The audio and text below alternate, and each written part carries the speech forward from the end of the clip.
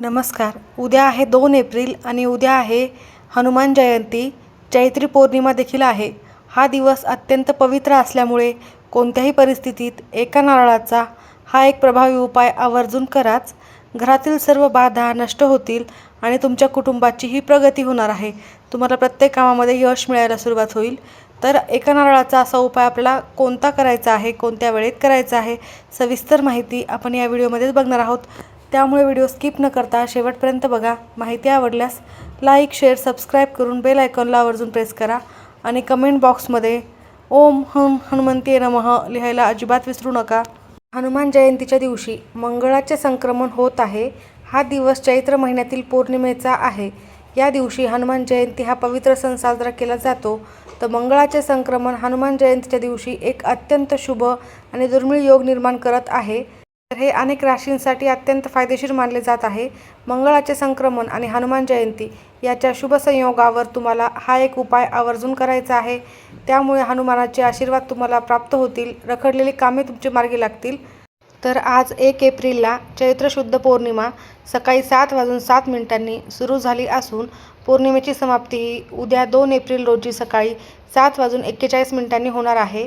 हिंदू धर्मात जी तिथी सूर्योदय पाहते ती उत्सवासाठी ग्राह्य मानली जाते. त्यानुसार पौर्णिमा तिथी ही 1 एप्रिल रोजी सूर्योदयानंतर सुरू होत असून 2 एप्रिलचा सूर्योदय बघणार आहे.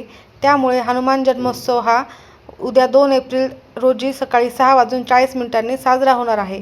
भारतीय संस्कृतीमध्ये हनुमान जयंती हा सण केवळ धार्मिक उत्सव नसून तो असीम भक्तीचा सोहळा आहे.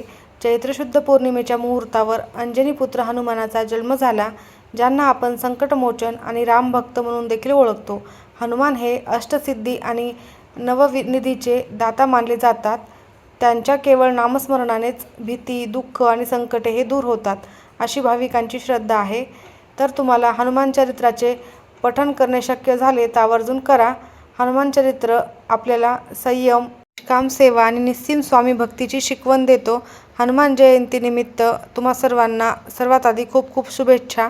तर आपल्याला हा उपाय का करायचा आहे, तर श्रीफळ हे आपल्या हिंदू धर्मामध्ये अत्यंत महत्त्वाचे मानले जाते.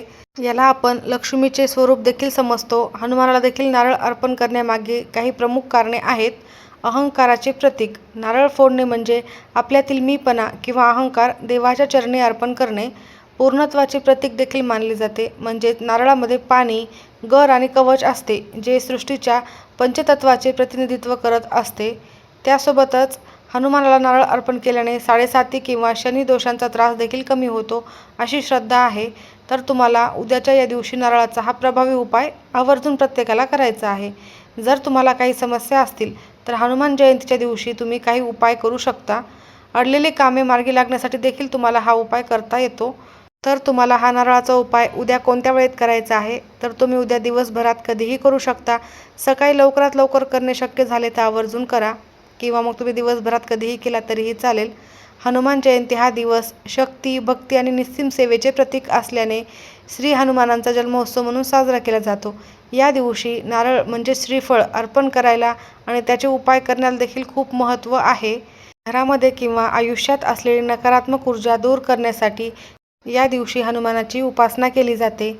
रामभक्तीचा सर्वोच्च आदर्श म्हणून हनुमानाकडे पाहिले जाते. म्हणून या दिवशी भक्तिभावाने केलेली प्रार्थना लवकर फलद्रूप होते, असे देखील मानले जाते. तर आपल्याला या दिवशी हा नारळाचा उपाय केल्याने जर आपल्या आयुष्यामध्ये अनेक समस्या असतील, अनेक अडचणी असतील, काही कामे मार्गी लागत नसतील, किंवा मग वाईट नजर किंवा वाईट बाधा देखील तुमच्या घराला असतील, तर त्या सर्व दूर होण्यासाठी हे उपाय अत्यंत फायदेशीर आहेत. आर्थिक अडचणी देखील दूर होतात. त्यामुळे तुम्हाला हा उपाय करायचा आहे. शनिदोषावर देखील अत्यंत प्रभावी ठरणार आहे. तर हनुमान जयंतीच्या दिवशी पूजा करताना तुम्हाला उद्या यथासांग आणि योग्य पद्धतीनेच पूजा करायची आहे. तर हा उपाय करण्यासाठी सकाळी लवकर उठायचे आहे, स्नान करायचे आहे. अंघोळीच्या पाण्यामध्ये थोडेसे गंगाजल टाकून स्नान करा. त्यानंतर तुम्ही देवघरातील देवांची विधिवत पूजा करा. सूर्यदेवताला अर्घ्य अर्पण करा व त्यानंतर तुम्ही लगेचच हा उपाय करू शकता. तर तेव्हा केला तरी चालेल, किंवा दिवसभरात जेव्हा तुम्हाला शक्य होईल त्यावेळेत करा. उद्या काही नियम पाळणे देखील खूप महत्त्वाचे आहे. मनाची शुद्धता राखणे अत्यंत आवश्यक आहे. ब्रह्मचर्याचे पालन करावे. तर मी तुम्हाला या नारळाचे, या श्रीफळाचे अत्यंत प्रभावी 2-3 सोपे उपाय सांगत आहे. त्यानंतर हा एक प्रभावी उपाय सांगत आहे. हे सर्व उपाय तुम्ही करू शकता किंवा यातील कोणताही एक केला तरीही चालेल. तर तुम्हाला अडलेली कामे मार्गी लागण्यासाठी एक नारळ घ्यायचा आहे. त्यावर तुम्हाला शेंदुराने एक स्वस्तिक काढायचे आहे आणि हा नारळ तुम्हाला तुमच्या घराजवळ असलेल्या हनुमान मंदिरात जाऊन हनुमानाला अर्पण करायचा आहे आणि तिथेच बसून तुम्हाला एक वेळेला हनुमान चालीसाचे पठण करायचे आहे. त्यानंतर तुमच्या मनात जी काही इच्छा आहे तिथे ती तुम्हाला बोलून दाखवायची आहे. तुमच्या घरातील सर्व समस्या, सर्व संकटे, बाधा, विघ्न हे दूर होण्यासाठी मनोभावे प्रार्थना करायची आहे. तुम्ही हा उपाय करून बघा, अतिशय प्रभावी आहे. हा उपाय जर तुम्ही केला तर तुमच्या आयुष्यातील सर्व समस्या ह्या 100% नष्ट होणारच आहेत. कारण हनुमान हे संकटमोचन आहेत. त्यामुळे तुमच्या आयुष्यातील सर्व संकटे दूर करण्यासाठी उद्याचा हा दिवस खूप शुभ योग आहे. यासारखा योग, यासारखी संधी पुन्हा तुम्हाला मिळणार नाही. त्यामुळे उद्या तुम्ही आवर्जून हा उपाय करा. त्यासोबतच जर तुम्हाला वाईट नजर किंवा वाईट बाधा दूर करण्यासाठी एक नारळ घ्यायचं आहे. त्यानंतर ते नारळ स्वतःच्या डोक्यावरून घड्याळाचा काटा फिरतो त्याप्रमाणे 7 वेळेला ओवाळून घ्यायचे आहे. त्यानंतर हे नारळ तुम्हाला हनुमान मंदिरात जाऊन फोडायचे आहे, हनुमानासमोर अर्पण करायचे आहे. यामुळे देखील तुमच्या घरातील नकारात्मकता दूर होते, वाईट शक्तीचा प्रभाव कमी होतो आणि घरात सकारात्मक वातावरण हे निर्माण होते. त्यासोबतच आर्थिक अडचणी दूर करण्यासाठी देखील खूप महत्त्वाचा उपाय आहे. तर हनुमान जयंतीला एक नारळ घ्या. नारळावर एक कलाव्याचा धागा, जो दोरा असतो लाल पिवळ्या रंगाचा, तो गुंडाळायचा आहे. त्यानंतर त्या नारळावर अक्षता, फूल अर्पण करायचे आहे आणि हे घेऊन तुम्हाला हनुमानाच्या मंदिरातच जायचे आहे. त्यानंतर ओम हनुमंते नमः, ओम हनुमंते नमः हा मंत्र तुम्हाला 11 वेळेला जप करायचा आहे आणि हे नारळ तुम्हाला हनुमानाच्या चरणी अर्पण करायचे आहे.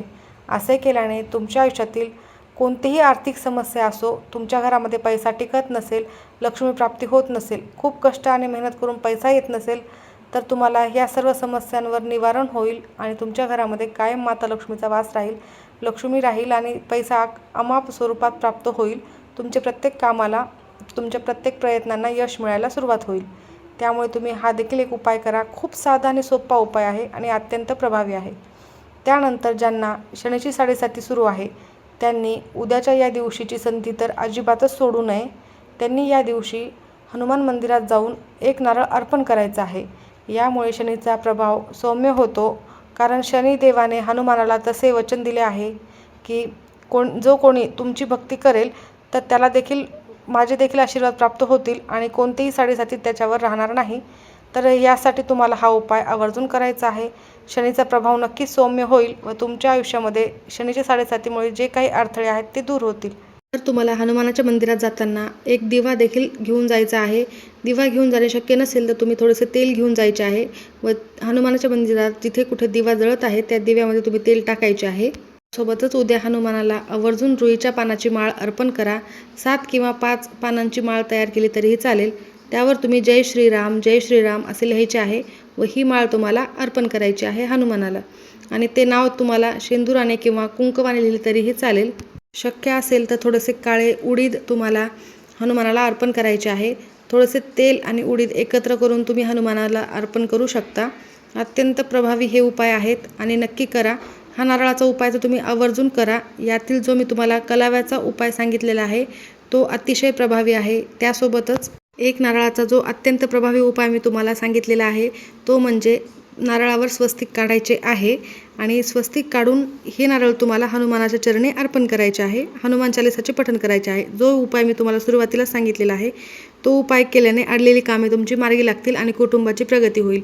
तर हे सर्व जे काही मी तुम्हाला 3 ते 4 उपाय सांगितलेले आहेत त्यापैकी कोणताही एक उपाय करा. नक्की फायदेशीर ठरेल. अशी संधी पुन्हा नाही आहे तर आवर्जून करा. माहिती आवडली असेल तर नक्की लाईक करा. सर्वांचे खूप खूप धन्यवाद.